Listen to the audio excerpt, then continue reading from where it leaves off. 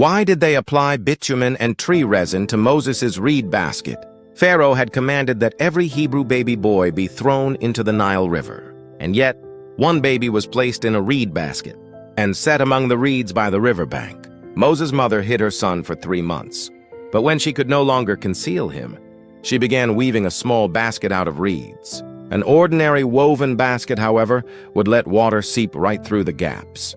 That's exactly why Scripture specifically records that she coated the basket with bitumen and tree resin.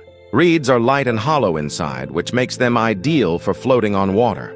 But once they soak through and grow heavy, a small vessel like this becomes unstable. The bitumen and resin sealed the gaps between the reeds, slowing the water from seeping in, and helping the basket hold its buoyancy far longer.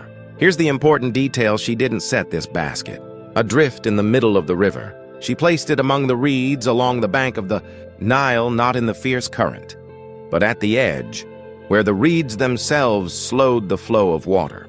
The small basket stayed nestled among the plants, sheltering the child inside. In the original Hebrew text, the word used for this basket is teba, the very same word used for Noah's Ark. One vessel saved a family from the flood. The other saved a single baby from the Nile. Both were small, and both preserved life upon the waters. A short time later, Pharaoh's own daughter came down to bathe and discovered the basket among the reeds. She sent her servant to retrieve it. When it was opened, the baby was crying, and Pharaoh's daughter had compassion on him, even knowing full well he was a Hebrew child.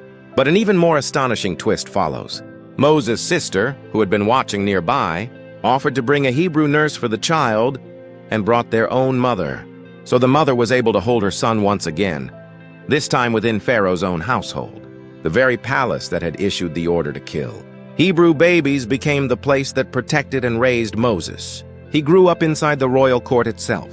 The Nile River had been declared a place of death for Hebrew children, and yet it was from those very riverbanks that God rescued Moses. In the end, what that little reed basket demonstrated wasn't merely clever waterproofing. It was God's providence preparing a way of salvation, even in the waters of death.